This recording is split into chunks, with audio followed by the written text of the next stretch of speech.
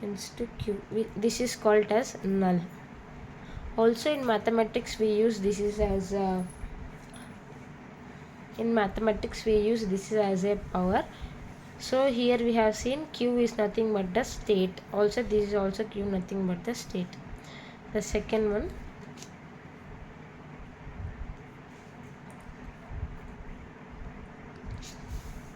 conditions we discuss it later. So let us see the first one.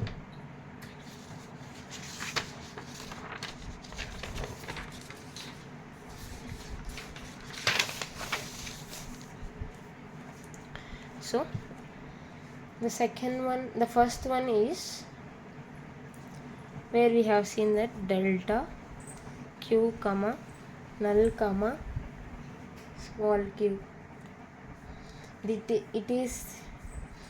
Its meaning, it means if the input is given null for a state, the machine remains the same data.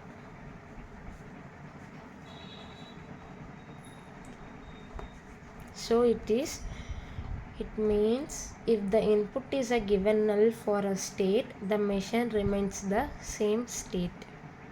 So if it is mean that given null for a state, the machine remains the same state.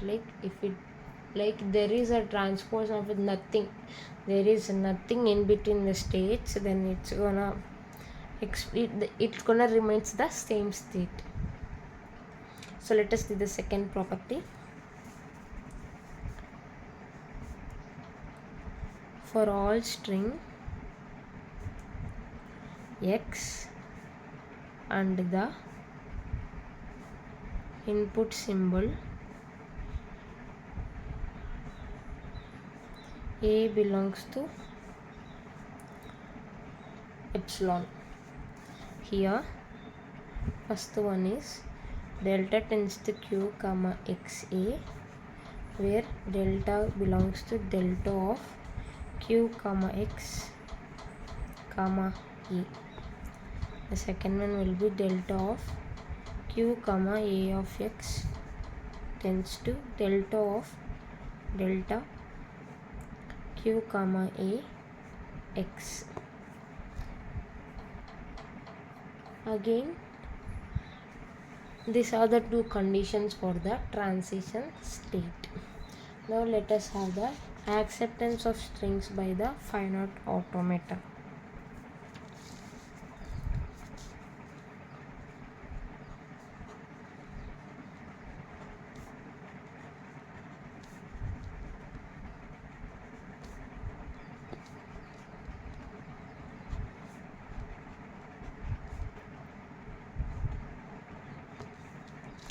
So this is the acceptance of a string by the finite automata. So here also there are two conditions to accept the string by the finite automata. So let us see. There are two conditions for declaring a string to be accepted by finite automata.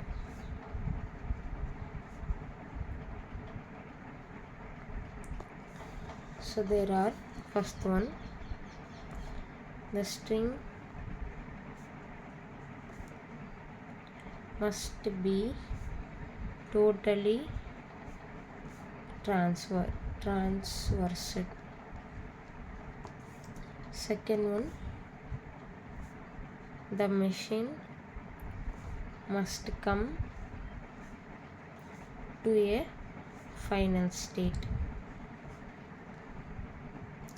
So the following conditions should follow to accept the string by the finite automata. So those are: the string must be totally transversed, so there will be no two strings that not to be connected. So it also should have the final state to accept the string by the finite automata.